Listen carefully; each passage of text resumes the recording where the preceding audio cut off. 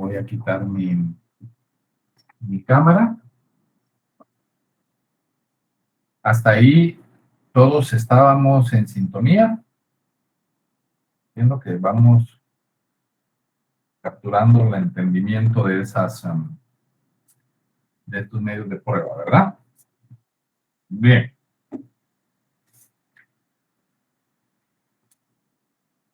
Luego de los peritajes especiales,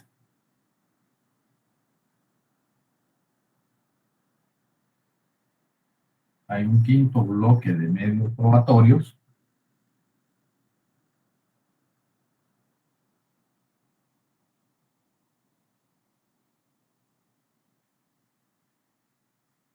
El reconocimiento.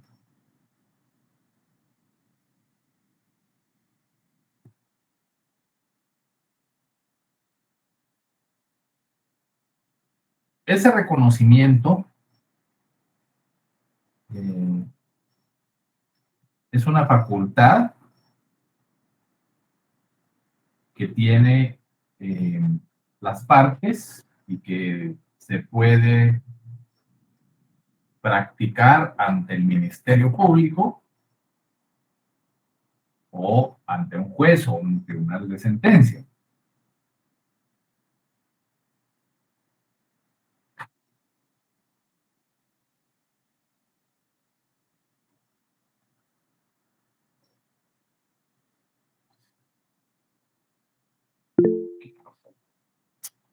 Sí, buen día, adelante.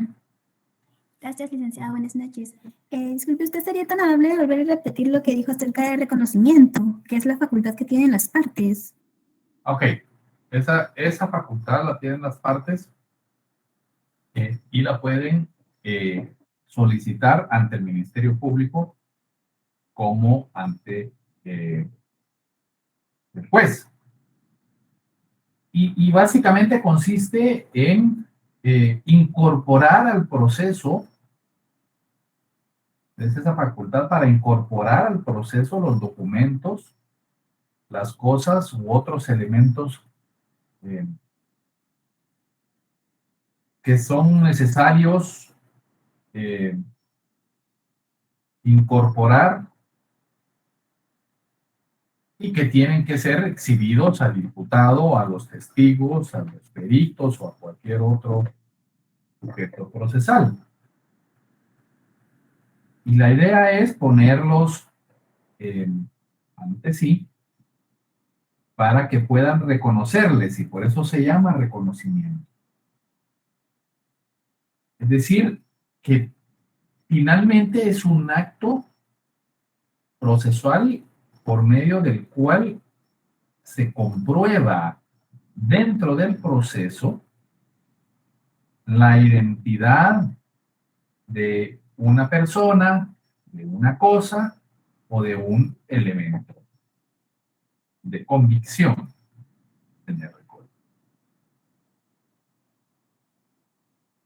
El reconocimiento, entonces, puede ser sobre documentos,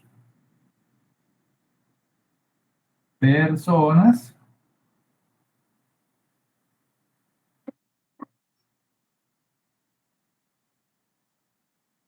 u otros elementos.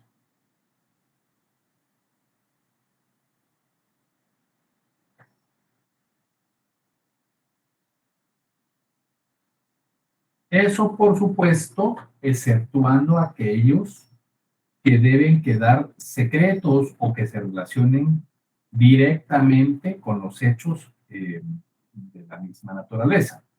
Entonces serán examinados de forma privada por el tribunal competente o por el juez que controla la investigación.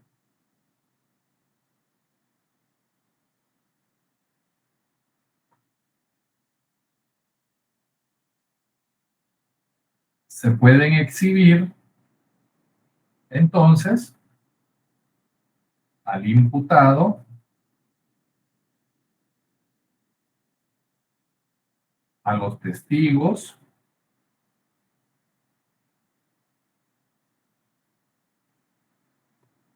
o a los peritos.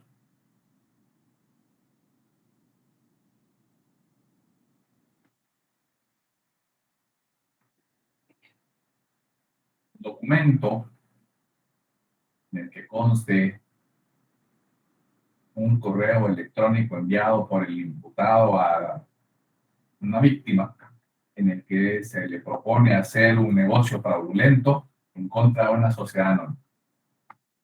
Se exhibe y se pide, se le exhibe al imputado y se le pide ese reconocimiento, que le reconozca. Puede ser a un testigo,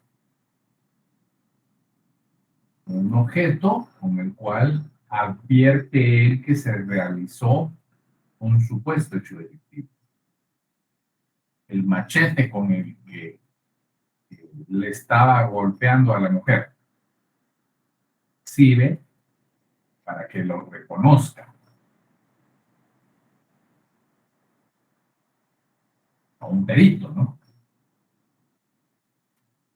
Bajo otro mismo término se le podría exhibir un objeto, se le puede pedir un documento, un objeto, o a cualquiera de ellos, por supuesto, puede ser solicitar que se reconozca a la persona.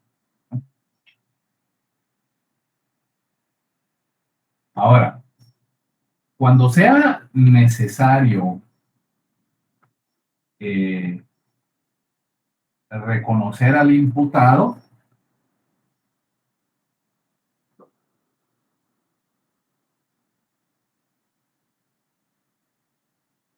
y vamos a ver, una cosa es que se pida exhibir un documento, una persona u otro elemento al imputado para que lo reconozca, y otra completamente diferente es que el sujeto del reconocimiento sea el imputado. Es decir, el sujeto reconocido también puede ser el imputado.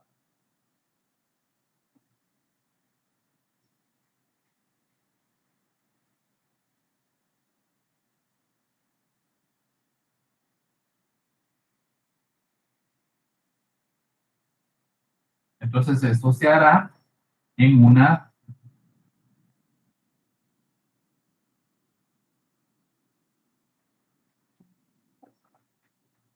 fila de personas en la fórmula que se establece en el artículo 246.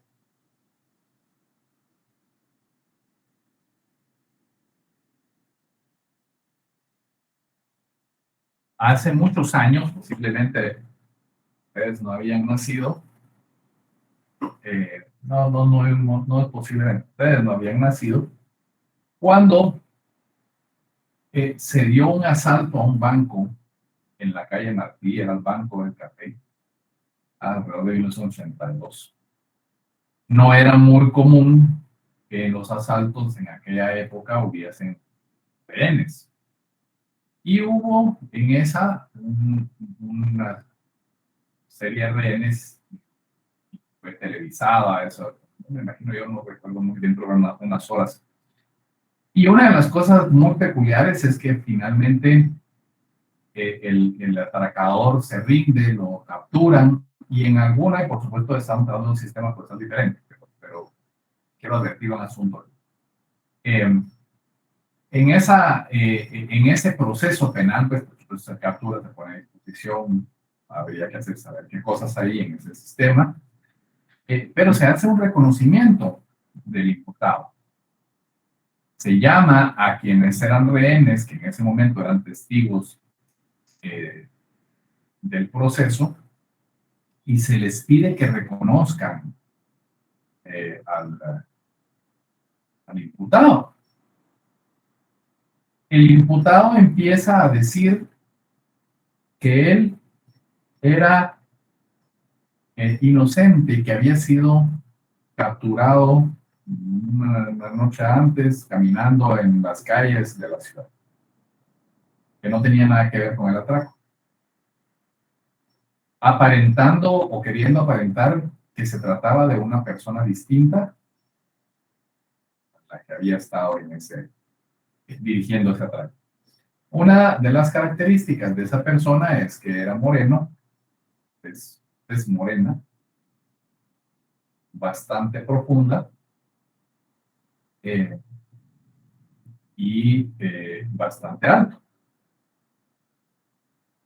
Pero fue un poco de gracia, causó un poco de gracia en el foro jurídico, porque cuando se hizo el reconocimiento de las personas, de este imputado, esa rueda de presos que se le conoce a uno en los medios de comunicación, el imputado, por supuesto, fue,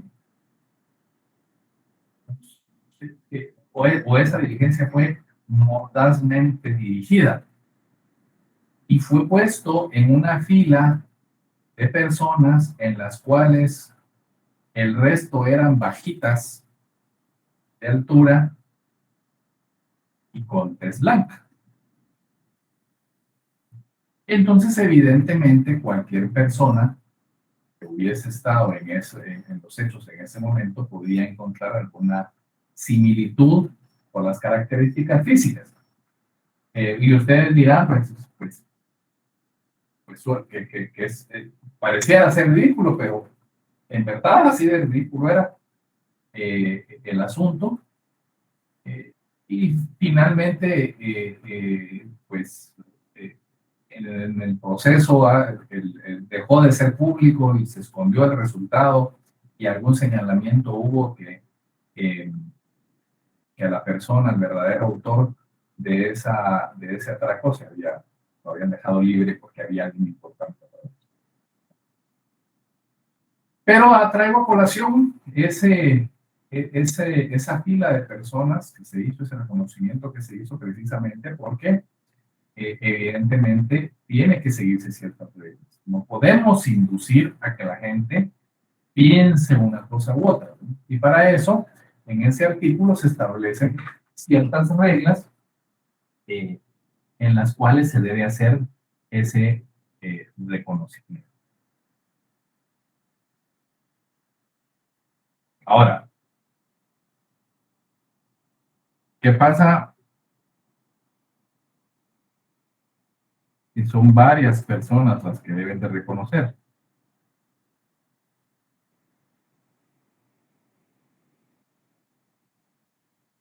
Pues eso se puede hacer, lo único es que se tiene que hacer de forma separada.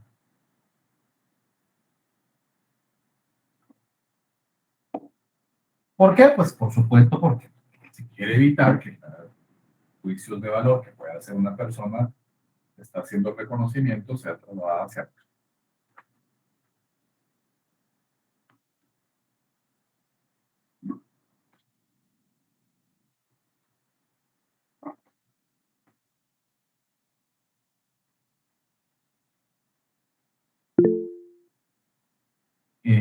Sí, Sergio, adelante. Licenciado, este reconocimiento se hace como sale en las películas de la tele, en las películas norteamericanas, donde hay un grupo, una fila de personas y alguien lo reconoce, o se hace dentro del estrado. Depende de las circunstancias en que se encuentren. Se puede dar el reconocimiento, ese es el reconocimiento del imputado, ¿no? Eso quiere decir que va antes de ese proceso, antes del juicio. Entonces, sí se hace en esa fila. Ahora, en algún momento, dentro del proceso se puede pedir a un testigo, se puede pedir a una persona que está en el estrado que indique si reconoce a la persona que vio disparando el arma, o que si reconoce a la persona que vio entrando a la oficina de la sociedad a sacar todas las acciones. Esto se levanta la persona que está ahí sentada como imputada, ¿no? Pero en términos generales, como prueba anticipada, porque se puede dar una prueba anticipada, es decir, es una, y creo que ya lo explicamos, es una prueba que se diligencia con anterioridad ante un juez de primera instancia, porque el peligro es que no se logre dar en el juicio. Esto se hace con la idea de asegurar las etapas anteriores del juicio. Y en esa prueba anticipada, por supuesto, se hace de esa forma, ¿no? Ahora, todo depende de qué es lo que queramos probar. Si nosotros queremos probar que el testigo, en efecto, puede reconocer o que no, o al revés, si el testigo no puede reconocer al imputado, podemos cuestionar, ¿no? Ahora, si lo que nosotros buscamos es si hay parecido, si hay, entonces se puede hacer a través de ese cotejo. En términos generales, el reconocimiento de las personas tiende a ser más, digamos, más orientado a que se realice como un anticipo de prueba, ¿no? Que esa, como le digo, se hace ante el juez de primera instancia. Entonces, tiene como finalidad garantizar la individualización del imputado, ¿no? Porque lo que estamos haciendo es tratando de reconocer a una persona entre varias personas y que ese elemento, ese elemento de convicción nos lleve a individualizar o a imputar a la persona correcta. Por eso se hace generalmente con anterioridad y se hace en efecto como un reconocimiento, como nosotros lo conocemos comúnmente, rueda de presos, y que es como tú lo ves en la televisión. Un medio de prueba que se lleva a cabo normalmente. Ahora, ¿qué posibilidades hay que pueda suceder? Pues, es que de acuerdo a nuestro modelo, a veces pues no es necesario, ¿no? Uno individualiza, depende del tipo de delito. Una persona saca un arma, dispara, mata a otra, sale corriendo, hay 10 testigos, no se sabe la identidad, de repente capturan a alguien, capturan a 3 personas con arma de fuego a los 15 minutos en la zona. Los testigos tienen que acudir a ese medio de prueba o ese anticipo de prueba para reconocer a quién de los 3 se debe de imputar. Porque ahí para eso va a servir. De nada nos serviría hacerlo hasta el juicio, ¿verdad? No podemos tener a 3 personas involucradas en un proceso si no se logra detener. Entonces, para eso es que se usa más ordinariamente, ¿verdad? Y se hace así como tú bien lo señalaste, como lo vemos en las películas.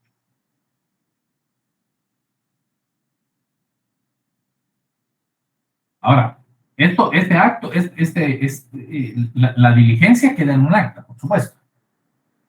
Se hace constar en el acta que se puso fulano a tal, edad y que llegó tal persona a hacer la verificación y señaló al tal, ¿no? Y ese documento entonces se incorpora en el debate. Se deja. Por supuesto, vamos a ver, no, como hemos dicho y reitero, no toda la prueba que se efectúe, no toda la prueba que se propone va a tener en el debate. ¿Por qué? Porque alguna es impertinente, otra es abundante, como ya hemos señalado. ¿En qué casos una rueda de presos o un reconocimiento de personas es impertinente? Pues cuando llega una persona y no la reconoce. Dice, no, aquí entre este grupo de personas no está a la persona que yo vi disparar. Pues entonces se levantará el acta, se define, pero pues evidentemente eso puede no servir en ciertos momentos y puede servir, ¿no? O sea, no hay una regla general. ¿Dónde nos puede servir? Bueno, si yo soy defensa y mi imputado, el imputado al que estoy defendiendo, está en esa rueda de presos y ninguno de los testigos lo reconoció, esas son actas que yo sí quiero incorporar. Entonces, porque quiero demostrar la inocencia del cliente. porque mi defendido no tiene ninguna vinculación visual a través de los sentidos de los testigos. Eso significa, o eso puede hacernos concluir, que hay una duda razonable de que mi defendido cliente pudo haber cometido ese hecho delictivo. Ahora, si yo soy el Ministerio Público y determino que se trata de otra persona o imputo a otra persona y en ese reconocimiento no había, pues no tiene relación con ese imputado, pues evidentemente será un medio de convicción que no nos sirve para nada en cualquier proceso.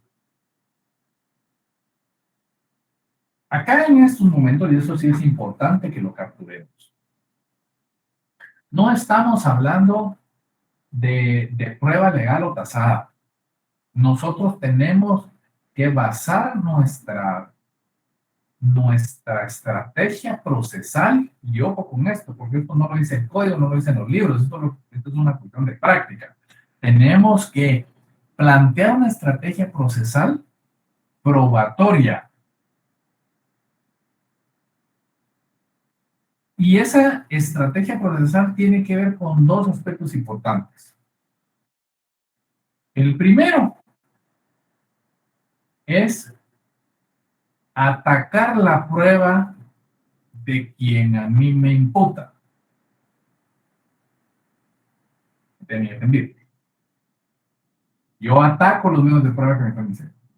Reviso. No los impugno, no los ataco. Entonces tengo que buscar medios de prueba que contraríen o que hagan dudar a los medios de prueba que me están presentando en mi contra. O sea, partimos de que yo soy inocente. El Ministerio Público presenta 10 medios de prueba contra mí. Yo, como mi defensor, yo imputado, yo defensor, tengo que buscar cómo cuestionar esos 10 medios. Porque esos 10 medios de prueba son los que van a vincular la comisión.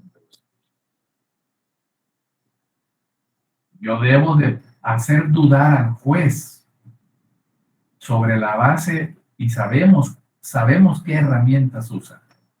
¿Cuál es la herramienta que está usando el juez? Sana crítica razonable. Tiene que usar las leyes de la lógica.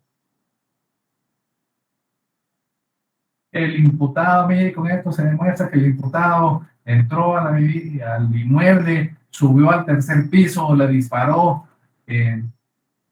10 veces a la persona y salió huyendo. Veloz y raudo y no sé qué. Yo tengo que verificar si la persona puede correr, si tiene edad para hacerlo, si tiene las capacidades físicas. Tengo que estar analizando eso constantemente. Tengo que ir a ver si la persona estaba en el país.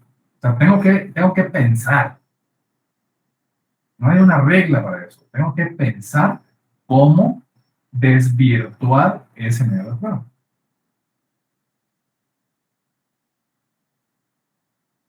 Y posteriormente, yo tengo que, a pesar de que a mí me asiste el derecho de inocencia, y ese es un error que muchos cometen, que a mí me asiste como imputado el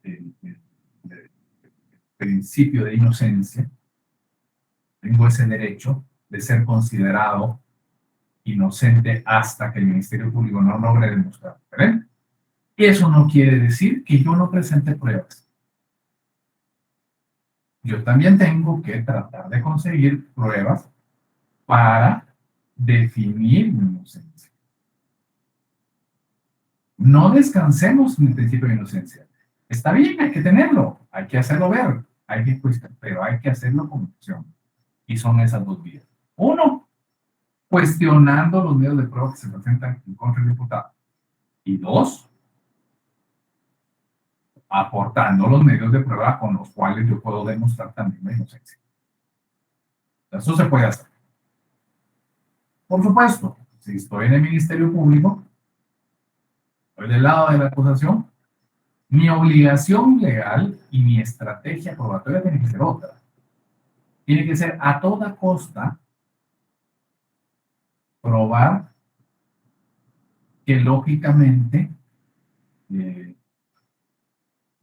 una persona o el imputado, esa persona puede ser considerada la autora material o la autora intelectual, o dependiendo de qué circunstancias se encuentre, toda de los hechos delictivos que se le imputan. Eso no nos lo dicen los medios de prueba. No hay un manual que nos diga cómo hacerlo. Lo que hay, claramente, son instrumentos.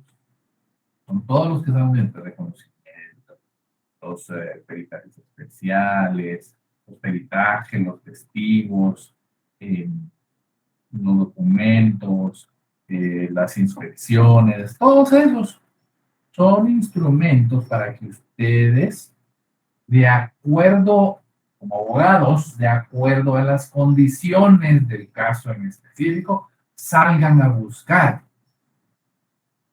Acuérdense que ustedes también tienen el arma del Ministerio Público a su favor. ¿Verdad? Aquello que ustedes no pueden alcanzar con sus manos, como particulares, lo tienen que hacer a través del Ministerio Público. Ahora hay mucha facilidad con las instituciones públicas porque hay ley de acceso a la información pública, pero hay lugares a donde no se puede llegar. Recordemos que pedir informes bancarios y pedirle algo al ministerio, a un privado, no lo puedo hacer yo, no lo puede hacer ni siquiera el Ministerio Público. Lo tiene que hacer a través del Ministerio Público, pedirle la autorización al juez. Entonces, yo como defensor del imputado no puedo ir a un banco y decir, mire, puede dar los estados de cuenta del imputado y de su esposa. Olvídese, ni le van a abrir la cuenta. ¿Qué tengo que hacer yo? Tengo que ir con el Ministerio Público y decirle, mire, señor Ministerio Público, yo quiero aportar como prueba todos los estados bancarios de los últimos 10 años. El señor fundamental de todas las cuentas se nos va a costar estar, por lo cual pide.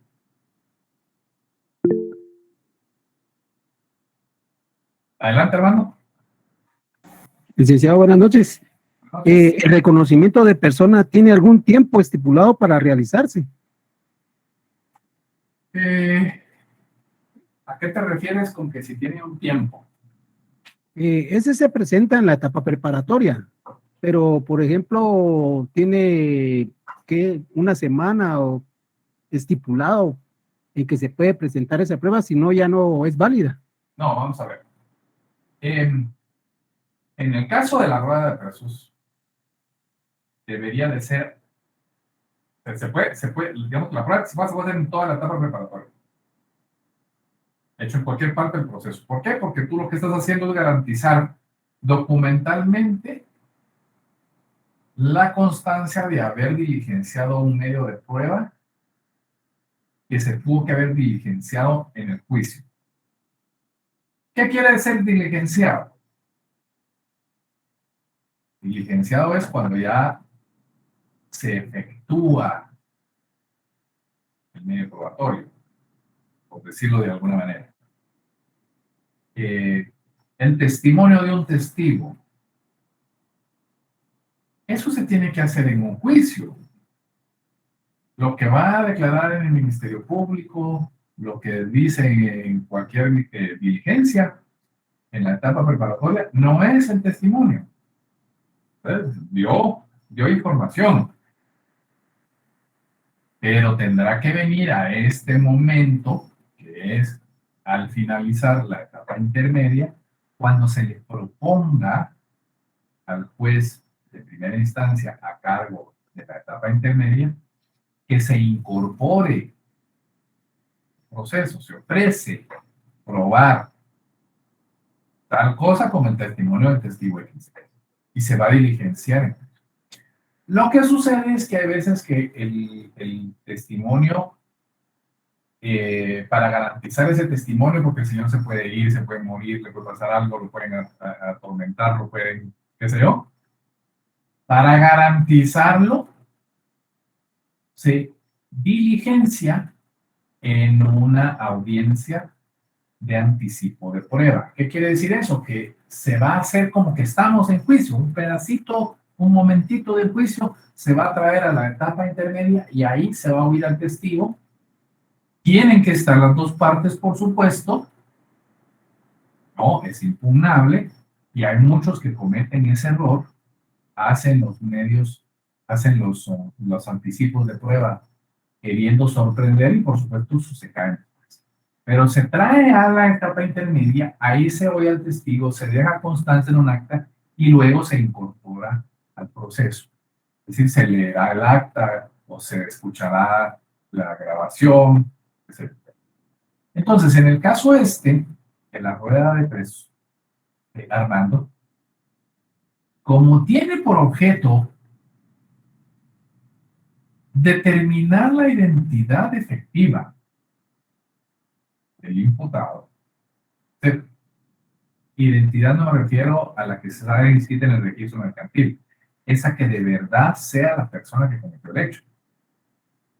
Por supuesto, debemos entender hasta dónde, o digamos que, cuál es el alcance de esta expresión. Y por eso vuelvo al caso. Una persona se comete un homicidio, se ven 10 personas correr, se encuentran a 3 personas con arma de fuego en el lugar. Necesitamos individualizar a la persona, tenemos que saber quién es. En esos momentos se les captura y se les identifica a los 3, pero lo que no sabemos es cómo individualizarlo en el proceso. En esa individualización del proceso se harán varios medios de prueba o varios elementos con los cuales podemos vincularlo. Uno de ellos es el reconocimiento, que los testigos digan, sí, él es. El alto pelón de lentes que daba clase en la universidad, ese es. No sé cómo se llama, pero ese es. Entonces eso se hace, por supuesto que se puede hacer en cualquier momento de la etapa preparatoria, pero no tiene sentido si ya está individualizado. Vamos a ver, el mismo caso. Se le da muerte a una persona, le disparan a una persona, mueren, salen corriendo, se captura, se salen corriendo 10 personas, se captura a 3 que tienen un arma de fuego.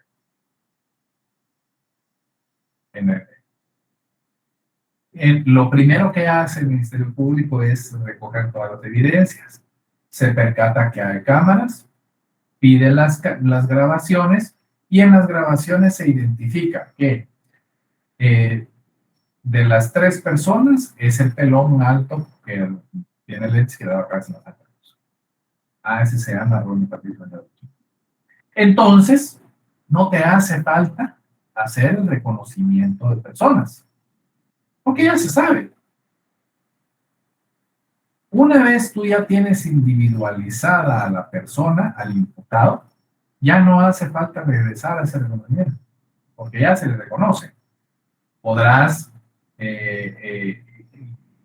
digamos, pedirle al testigo que confirme si ve a la persona en la sala, qué sé yo, ¿no? Pero el reconocimiento inicial ya está dado. Te logro explicarlo, te logro responder, te aclaro o te dice a bolas, Armando. Pues sí. Honestamente. Pues sí me hizo un poco bola, licenciado. Le voy a explicar un caso. A ver. Por ejemplo, en una riña tumultuaria, sí, ¿verdad? En donde hay varios y hay lesiones graves. Entonces se capturan a estas personas, pero al hacer la identificación o rueda para reconocimiento de persona, la persona que cometió el hecho esta ya cambió su apariencia, porque en ese entonces, cuando él cometió el hecho, él tenía el pelo largo, tenía bigote, y a la hora de hacer el reconocimiento, él cambió su fisonomía. Entonces, por eso le preguntaba yo si te había un tiempo estipulado para que no pudieran ocurrir estos errores. O sea, digamos que puede pasar que, acuérdate que los 6 meses máximo de la etapa preparatoria están desde el proceso en donde ya hay individualización, ¿ya? Si no hay individualización, la investigación puede dar 2 años.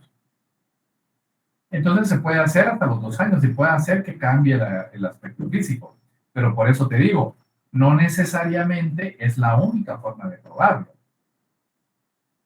Y eso es lo que tenemos que entender, que es lo que les hago ver con el tema de la estrategia procesal. Estudien mucho eso para empezar a comprender cómo se ve todo. Porque lo que nosotros estamos acostumbrados es a la prueba documental, y la prueba documental se prueba con un solo medio.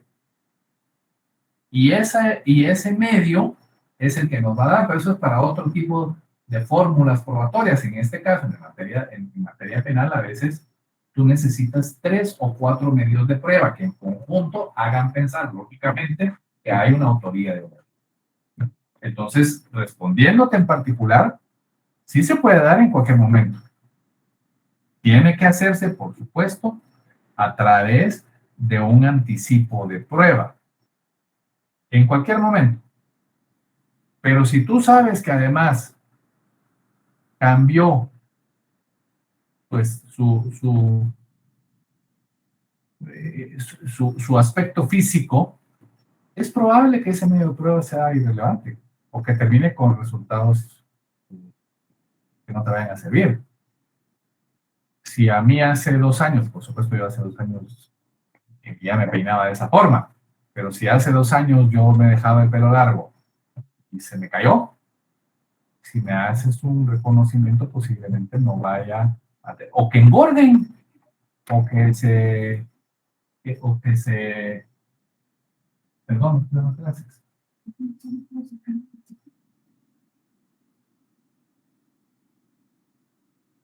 Ya, licenciado, ahora sí le entendí de que entonces había que buscar medios alternativos, pruebas alternativas.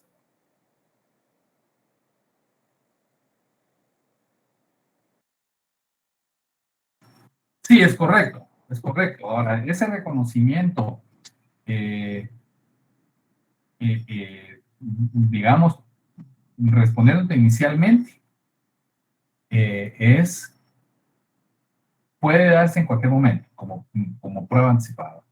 Pero no necesariamente es la única forma en que tienes que reconocer. Tienes muchos instrumentos. Alguien creo que escribió ahí, digamos, la prueba testimonial. Pueden haber otros medios como videos, como peritajes, qué sé yo. Pueden haber otros medios de prueba que nos lleven a eso. Lo importante es tener el conjunto de esos medios de prueba para realizarlos y llevar a una conclusión en específico, que es que lógicamente el tribunal pueda valorar si es o no vinculable a los hechos.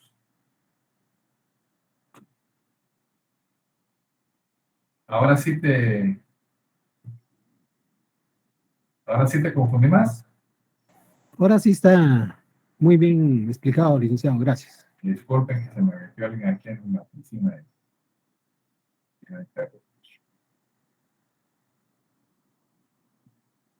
Bien. Entonces,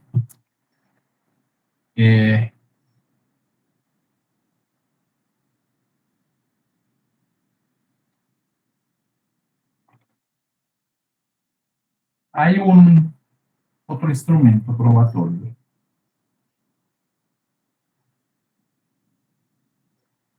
que son los careos. El careo es poner enfrente, cara a cara, y por eso se llama careo, a una o varias personas en presencia de sí, entre ellas, para,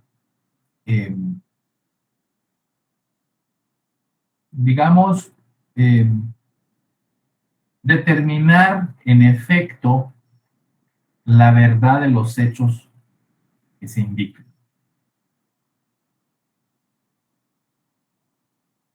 Ese careo, que en términos generales eh, lo que implica es que dos personas que dicen cosas que no necesariamente se contradigan, pero que sí hay asuntos que no están plenamente claros, entre ellas se pueda determinar la veracidad sobre la discrepancia de los hechos que manifiestan.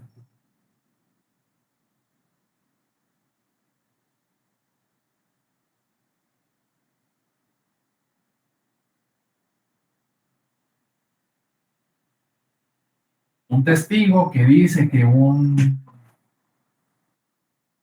el imputado iba con una playera morada y otro que dice que iba con una camisa azul. No a tales banalidades, pues, con esa idea. Entonces, vengan los dos, ya. No, pues fíjese que venía tal vez no era azul, sí, tal vez era un poco más morada, o no eran las 9 de la mañana. Uno dice que es a las 9 de la mañana, y otro dice que a las 9:30, no eran las 9:30, yo compré mi café a las 9 y luego a las 9:05, entonces yo llegué.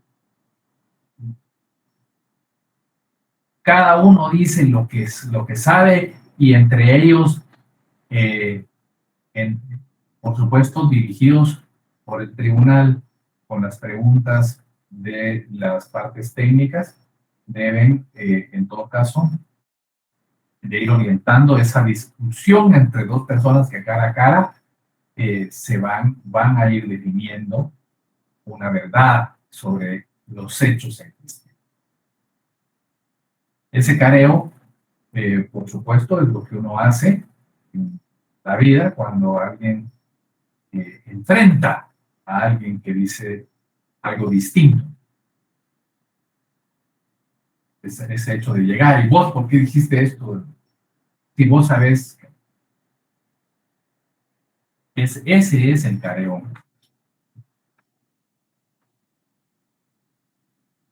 Es confrontar a dos o más personas, que ya han prestado una declaración y que tienen eh, alguna discrepancia sobre los hechos.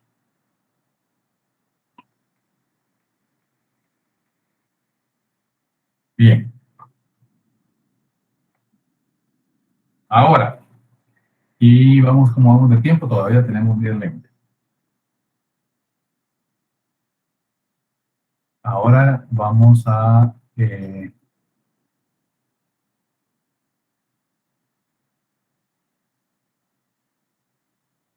definir cómo integramos el tema. Cuando se decide la apertura del juicio, es donde se abre la tercera etapa. Ustedes recordarán que habíamos hablado que había una etapa preparatoria,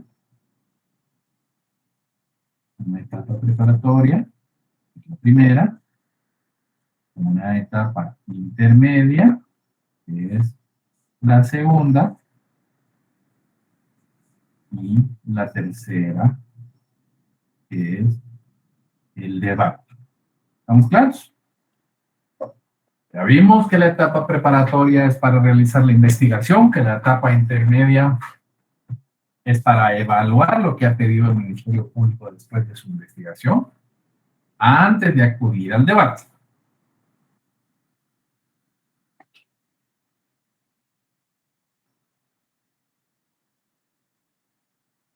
Entonces, el juez de primera instancia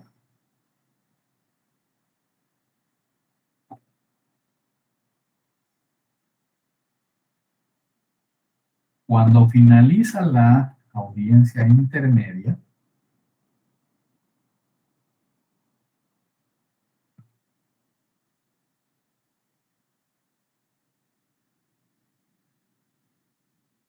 ustedes se recordarán, tiene que hacer dos cosas últimas. Uno es coordinar con el tribunal de sentencia el debate, el inicio del debate. Pero debe de realizar el último acto, que es una audiencia de ofrecimiento de prueba.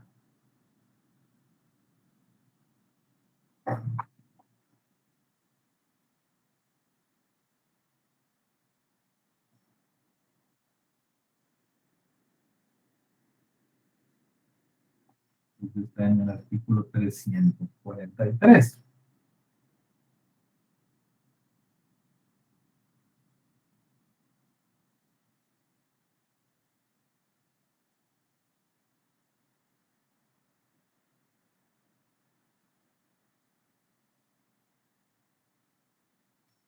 Ahora, el artículo 344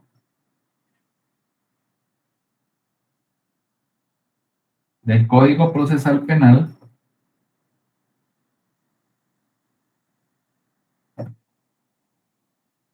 establece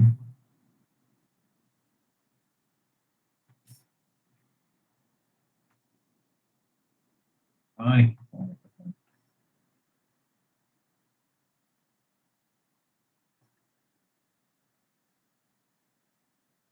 la fórmula en que se llevará a cabo esa audiencia.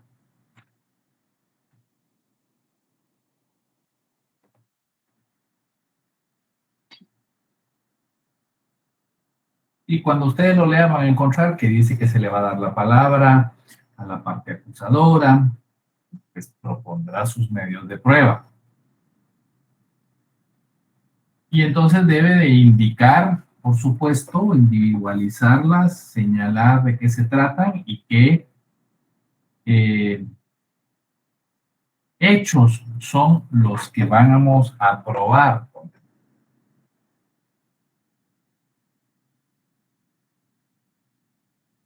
Y que después, por supuesto,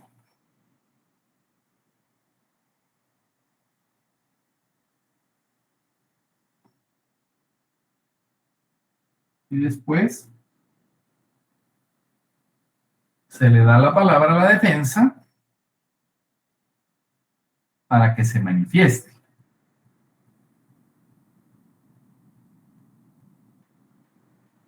Y después a los otros sujetos procesales.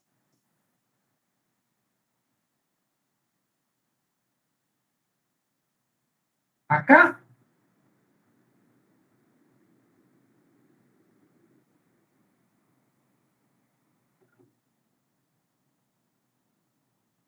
el juez resuelve.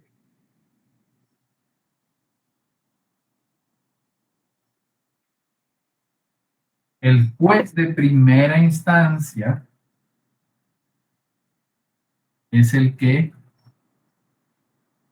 con esa resolución, admite la prueba o rechaza la prueba.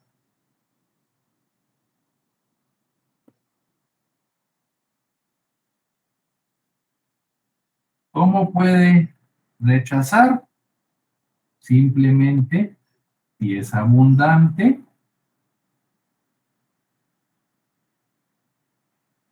si es innecesaria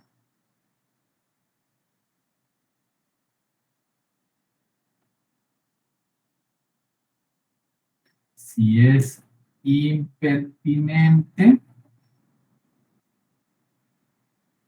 o si es ilegal.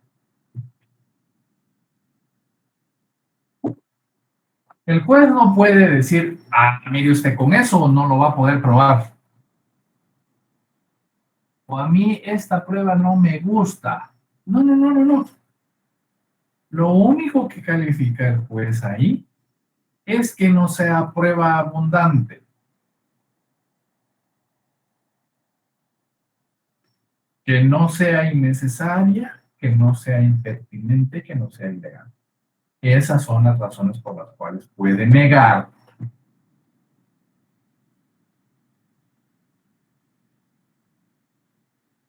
o puede inadmitir la prueba. ¿Estamos claros con estos conceptos?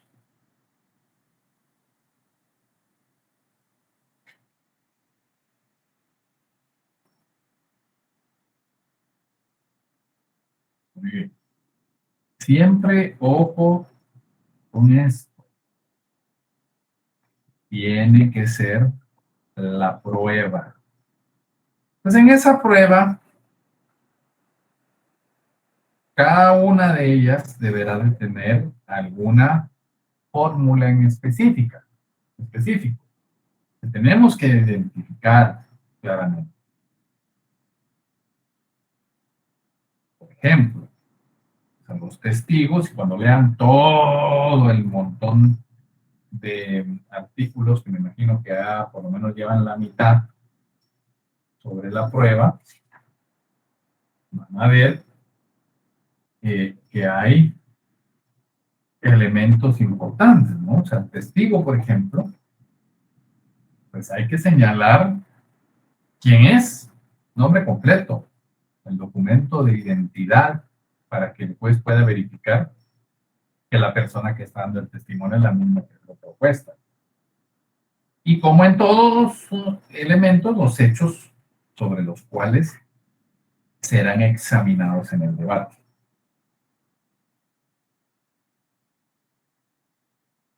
Se propone como testigo al señor Ronnie Patricio Aguilar Archila, quien se identifica con el documento personal de identificación 262245920101,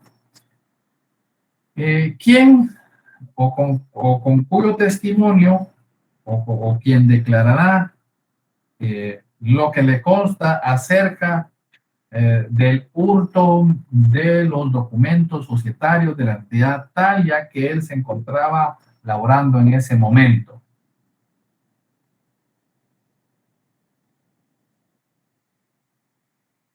Entonces, por supuesto, se va a poder identificar, ¿no? Ahora, muy similar se hará con el perito.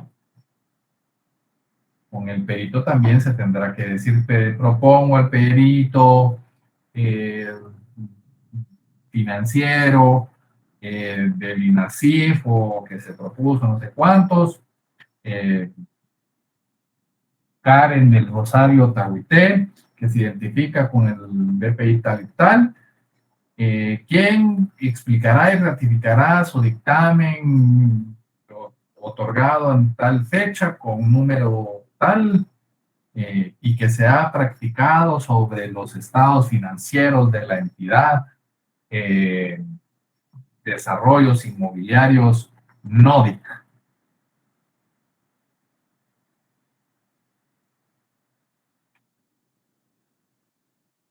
Si nosotros presentamos 10 peritos sobre lo mismo, prueba abundante. Si nosotros presentamos 10 testigos sobre los mismos hechos, es abundante. Por eso es importante que identifiquemos con absoluta claridad qué vamos a probar con esas personas, con esos testimonios. Porque si yo solo digo, es que, veamos el testigo, Ronnie Patricio Aguilar, tal, se identifica tal, quien declarará lo que le consta acerca de cómo se robaron los documentos. El perito Sergio Estuardo Quiñones, quien declarará, el testigo, ¿sí?, quien declarará lo que le consta sobre los documentos que se hurtaron de la sociedad. El testigo Wendy Paola Juárez, o la testigo Wendy Paola Juárez, que será o declarará lo que le consta acerca del hurto de los documentos de la sociedad Valores Inmobiliarios Nórdica. El testigo Armando Román Panjoc, que declarará sobre, y le decimos lo mismo, para el juez eso va a ser abundante. Y a lo mejor lo que queremos ver es que Sergio los vio rompiendo la puerta, Wendy estaba en la contabilidad de la empresa y ahí llegaron y con lujo de fuerza se llevaron, y Armando va a decir cómo salieron y en qué carro se fueron. Tenemos que esforzarnos en eso, porque el juez nos va a evaluar en sus elementos que están en pantalla.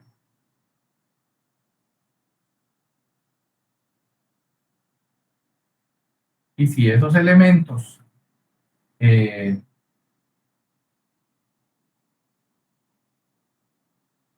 cumplen, es decir, si es abundante, si es innecesaria, si es impertinente, es decir, el juez no nos va a dar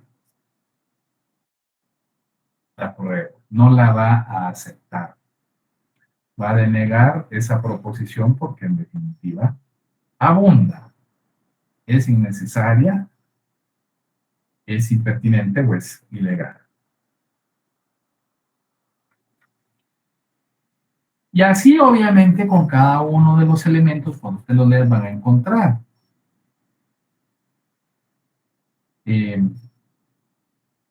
esas normas que se refieren a cada uno de los medios de prueba, de cómo lo tienen que presentar en eso. Yo les voy a dejar un video sobre una de esas audiencias de una vez breve en la noche, porque no se me va a olvidar. Que siempre ando prometiendo poner videos, se me va el avión entre tantas cosas que tengo que hacer. De esos ejemplos que hay en YouTube, para que lo tengan a la mano y puedan verificar cómo se hace, ¿no?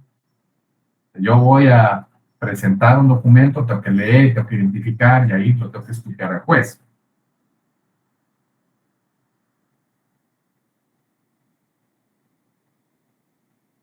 Y por supuesto que no, como digo, no son solo los acusados y los defensores, también hay sujetos que tendrán la posibilidad de definirlo así. Una vez que terminemos esta etapa de ofrecimiento de prueba, entonces ya con la prueba, teniendo el debate definido en el tribunal de sentencia, se fija día y hora, y entonces sí entramos a la última etapa, que es el debate, que es la más sencilla. La más sencilla, al final de cuentas, de toda esta. ¿Por qué? Porque aquí ya hicimos la investigación, ya nos evaluaron la investigación, aquí solo lo vamos a diligenciar. Si yo llegué acá, teóricamente hablando, si mi acusación ha llegado hasta acá, es porque tiene alto grado de certeza. Si mi defensa me ha llevado hasta acá, es porque yo no he podido desvirtuarlo. Entonces estoy en una zona de riesgo. Si soy acusador, estoy en una zona de riesgo acá. ¿Por qué? Porque me falta todo esto. Si yo soy defensa y estoy acá, estoy en una zona de riesgo, porque quiere decir que en todo esto hubo elementos muy importantes que me llevaron, ¿no? Bien, ¿alguna duda hasta acá? ¿Estamos claros? Todo claro de mi parte, licenciado. Sí, licenciado, muchas gracias. Me alegra mucho que estén teniendo la claridad de las cosas. Bien. Lamento informarles que nos quedan, creo yo, ya solo 2 semanas, ¿verdad? No, solo una semana. 2 clases. Si no estoy mal. Solo el otro martes, Lee. Sí, solo la otra semana. Martes 16 y jueves 19, ¿va? Ya el jueves empiezan los exámenes. O sea, solo el martes me dijiste, perdón, no te escuché. Sí. No, les digo, pues, de la Universidad de San Carlos, solo en elecciones o solo en exámenes.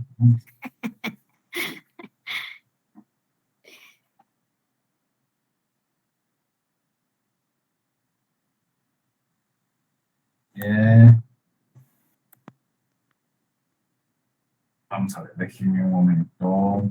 No lo oye, hombre. Lo quiero verificar.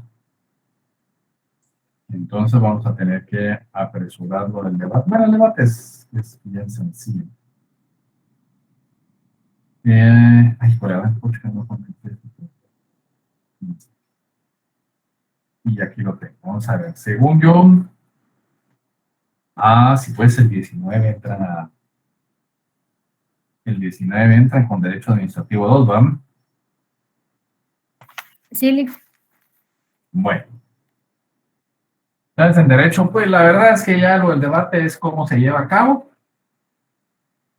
Entonces lo vemos la próxima sesión, ya no tendremos más que eso. Yo no solo estoy satisfecho porque van ganando, porque entiendo que están aprendiendo, que es lo que más me interesa a mí. De todos modos, cualquier duda que tengan, ya saben que pueden hacer el planteamiento. Así es pues que sí vamos a subir a Classroom, no. Yo no subo las clases a Classroom porque entonces tienen que hacerse, alguien preguntó ahí en el chat, algún tímido. Sí, a Facebook, todas las clases suben a Facebook. ¿Por qué? Porque en Facebook tenemos un grupo privado donde ahí están, la pueden ver, no usan datos, no hay problema. Lick, una pregunta. ¿Qué temas nos vienen en el final? Todos. ¿Por qué vamos Todos a bien. ir? Todos, desde el principio. Ahorita ya se lo saben todo, ¿no? Ok. No le tengan miedo porque yo no pregunto de memoria, pero sí tenemos que tener claro, no se nos puede olvidar en el debate lo que sucede en la etapa preparatoria. Tenemos que ir conjugando y aumentando poco a poco los conocimientos para... Entonces, sí tenemos que tener claro todo el proceso hasta el debate el día del examen. ¿Verdad? Y como siempre lo hacemos más práctico, ¿verdad? Para que no tengamos ningún inconveniente. Más importante es que tengamos, pero que sí razonemos el tema, ¿verdad? Muy bien. Aquí hacen una pregunta, si se puede proponer un testigo con datos bajo reserva. No. Los datos del testigo no pueden estar bajo reserva. Lo que puede estar bajo reserva es el expediente. Entonces, estará con cuidado. Salvo, por supuesto, que sean esos mecanismos de anticipo de prueba que ya hemos visto en los procesos. Muy bien. ¿Alguna otra cosa? ¿Estamos claros? Nos vemos el martes si no hay inconveniente alguno. Y cualquier cosa siempre somos. Les deseo una muy feliz noche y ha sido un gusto tenerlos como siempre por acá. Feliz noche, licenciado. Buenas noches.